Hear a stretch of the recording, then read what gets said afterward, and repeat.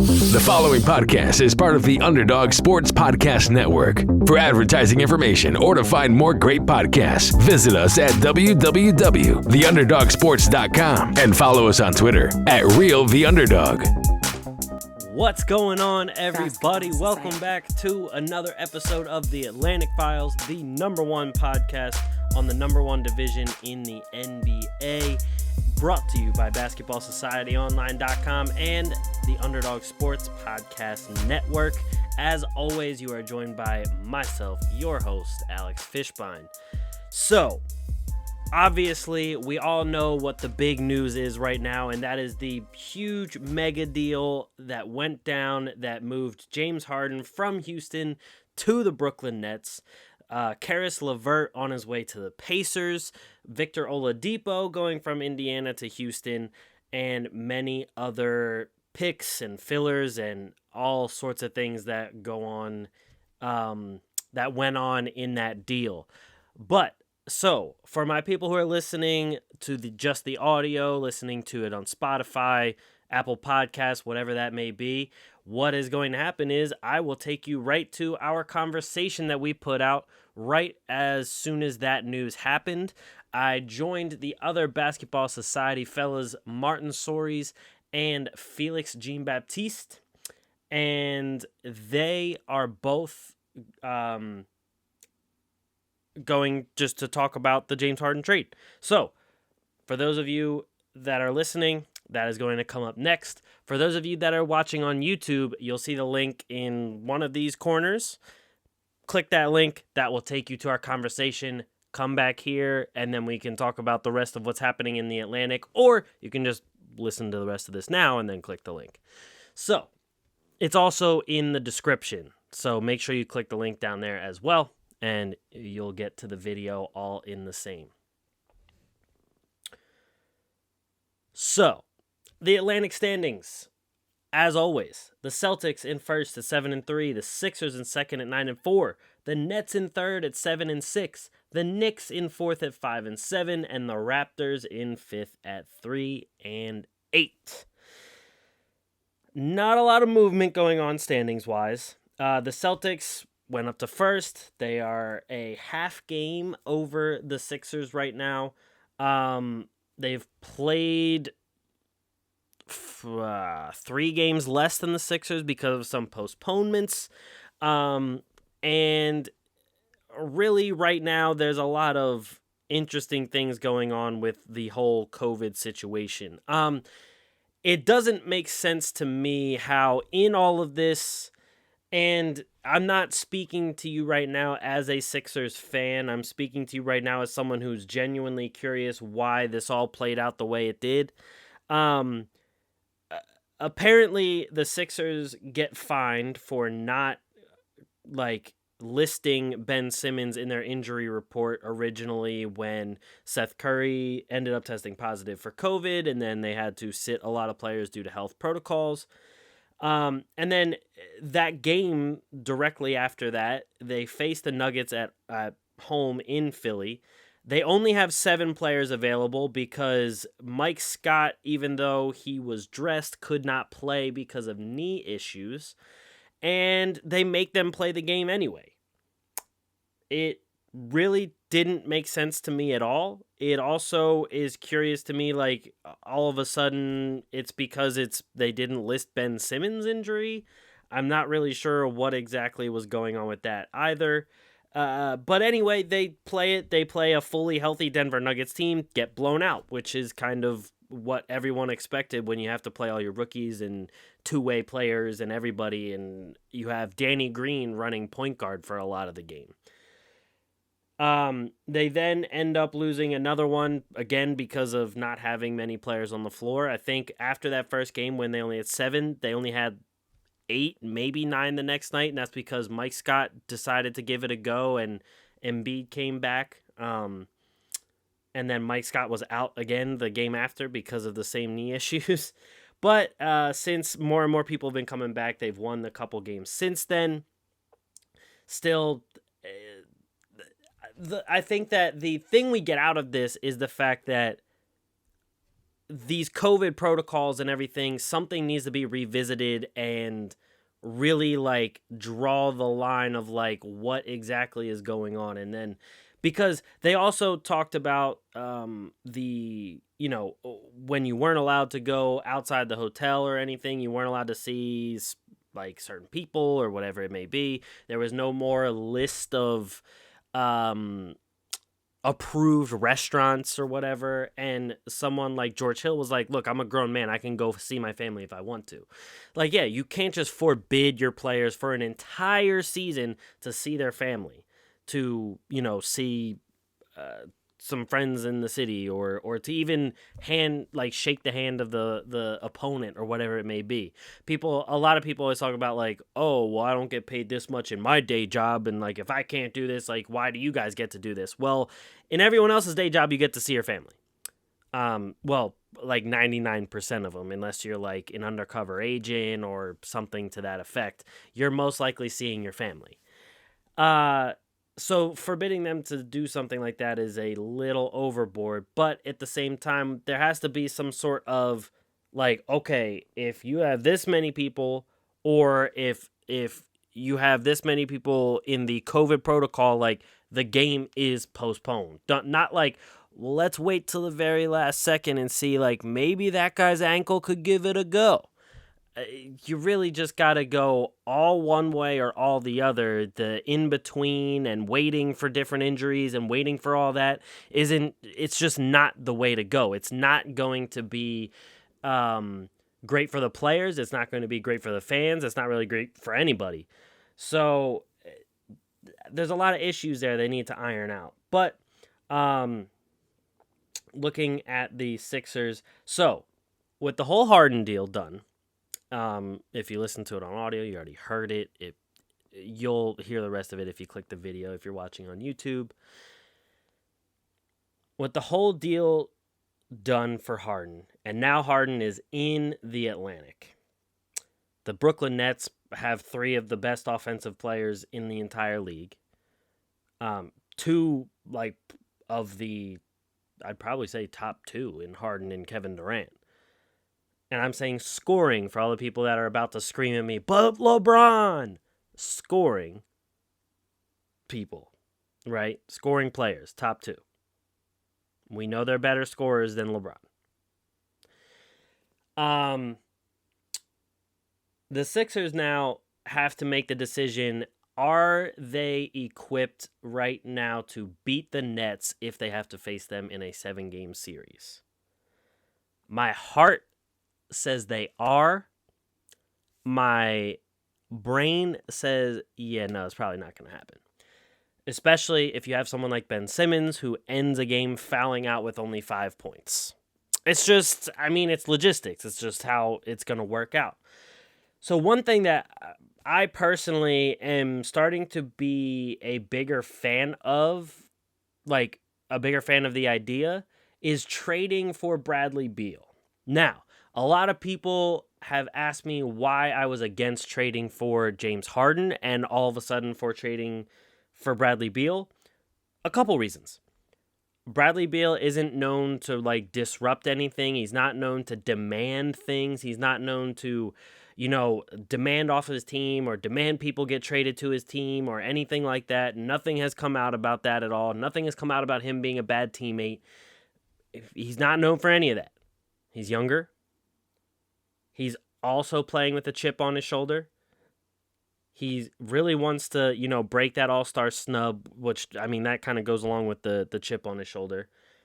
He's been stuck on this Washington Wizards team that just has never, outside of John Wall, gotten anybody really worth it enough to put around Bradley Beal. They got Russell Westbrook now, but honestly, if you ask me at this point in Westbrook's career, he's pretty much the same as John Wall, maybe a little bit worse because he hasn't been working out much. And I don't mean working out as in exercising, I just mean working out as in the team isn't working out. But Bradley Beal's worked his way up to be one of the top scorers in the league right now. He's averaging, I think, north of 30 points a game. And so Well, first off, if you could make this trade without getting rid of Ben Simmons or Joel Embiid, that is a no-brainer. Do it, because Bradley Beal fits perfectly with Simmons and fits well with Embiid, giving you someone who can create, someone who can shoot, and someone that will be there to fill up the stat sheet even more so than Tobias Harris. If you do have to trade Ben Simmons, I think for Bradley Beal, it's a little bit better because of those things I just said. He's not a guy that really has demanded anything of his front office or anything.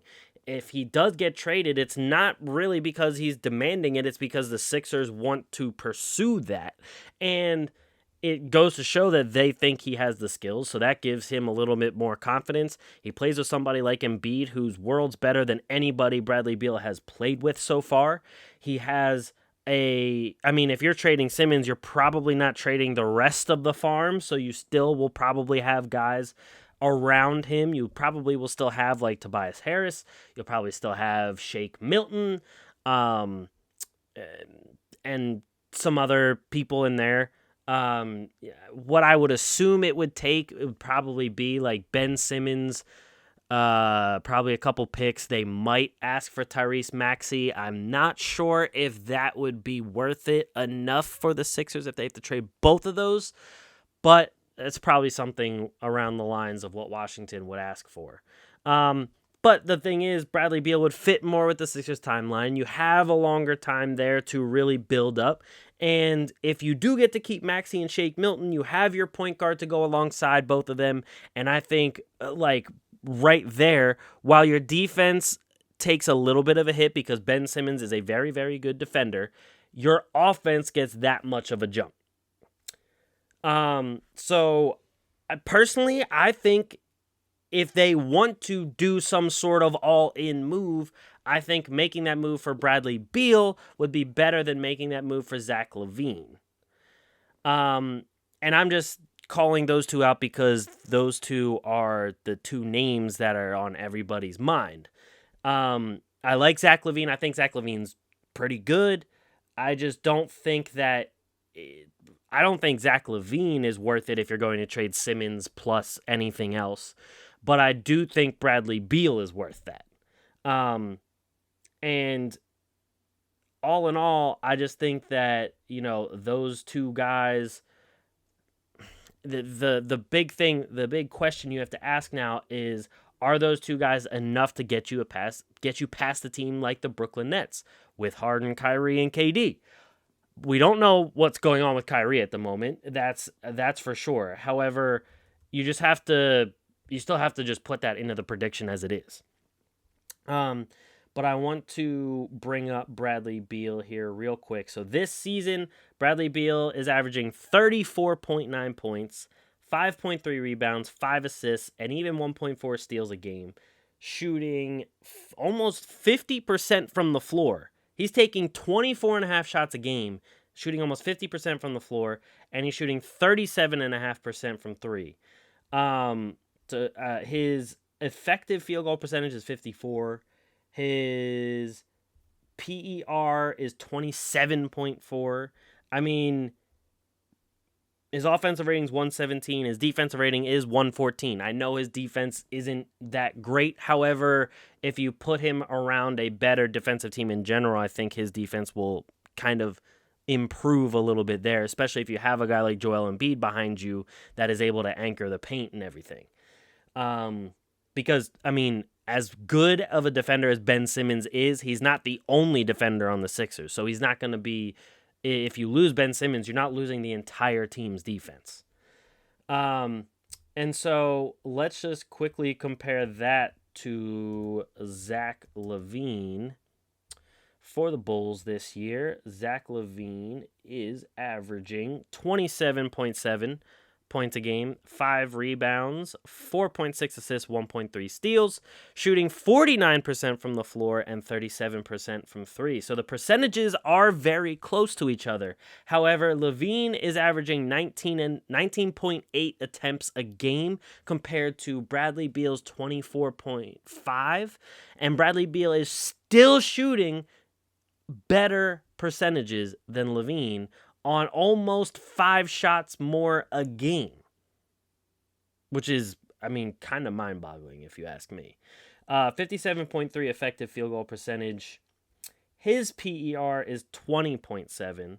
He has a 111 offensive rating and a 116 defensive rating. So worse defensive rating, worse offensive rating. Still a good player. Don't get me wrong. Zach LaVine's still a very good player. But if I'm the Sixers and I'm going to make a move like that, I'm going for Bradley Beal. That's just the fact of the matter. But anyway, going to Boston, they've had a lot of postponements and just some undermanned games because of COVID. They've lost Tatum and Brown because of it. Their last 3 games were all postponed against the Heat, Bulls, and Magic. They're hoping to play, when is it? The 15th, which is today as I'm recording, Friday.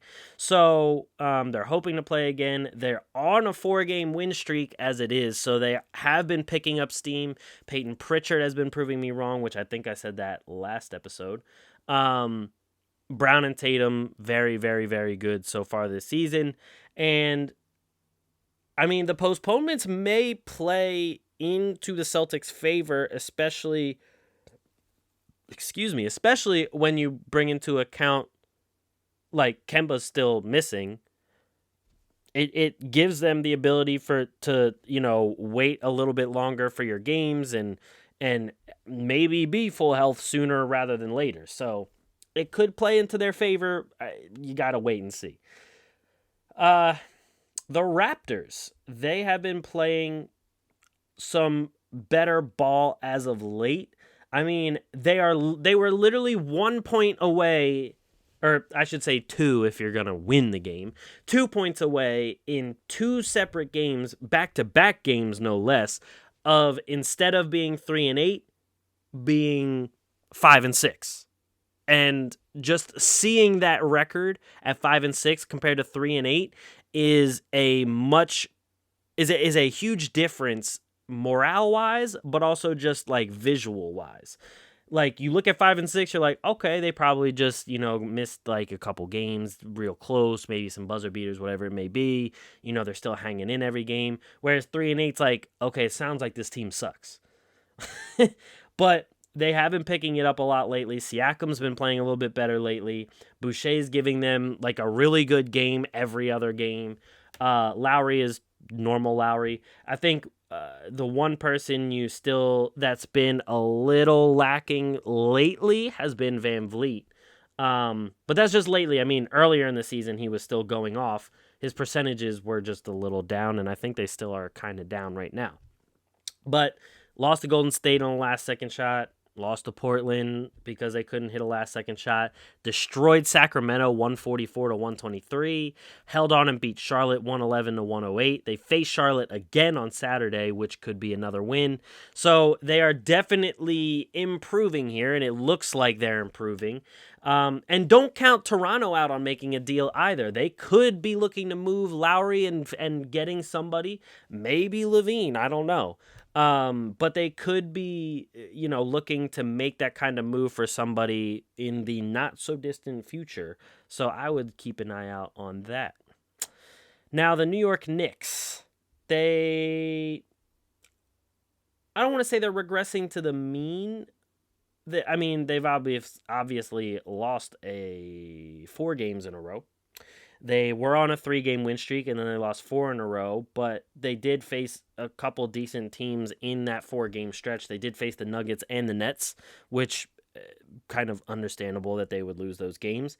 They only put up 89 points against the Thunder, which was a little surprising. And then the really surprising one was only putting up 88 points against the Charlotte Hornets. So I feel like a lot of this still rests on what kind of player is Barrett going to turn into. Is RJ Barrett going to finally start hitting shots at even an average clip? Because he's not even in average percentages right now. He's at dumpster percentages. If he even shoots average percentages, it is going to boost his points per game up like crazy. And I'm just talking average. I'm not even talking like really good percentages, just like 41, 42% from the floor. And even 33% from three, 34% from three. Kind of like Joel Embiid percentages from three. That would just go a very long way for the offense, for the Knicks, for him in general. Because right now for the offense, I mean, Julius Randle's leading them in everything. I think he's leading them in points per game, assists per game, probably even rebound. Yep, leading in rebounds per game. And the only other person to lead the other percentages is Mitchell Robinson, who leads in field goal percentage, steals per game, and blocks per game. So it's like the big man show with where are the wings and guards at? We need some help. Send help.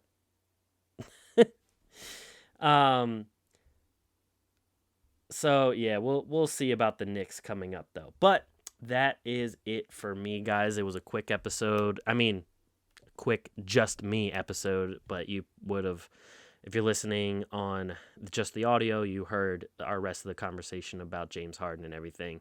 And if you didn't watch the James Harden video, if you're watching on YouTube right now, the link is in the bio. It's also in the upper corner. If you hit that little eye with the circle, you know how it goes.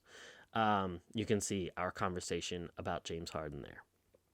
But that's it for me, guys. I appreciate you listening. I appreciate you watching. Thank you for listening to another episode of The Atlantic Files, the number one podcast on the number one division in the NBA, especially now that they got James Harden. Brought to you by BasketballSocietyOnline.com and the Underdog Sports Podcast Network. Thank you guys for listening, and I'll catch you guys next week. Peace.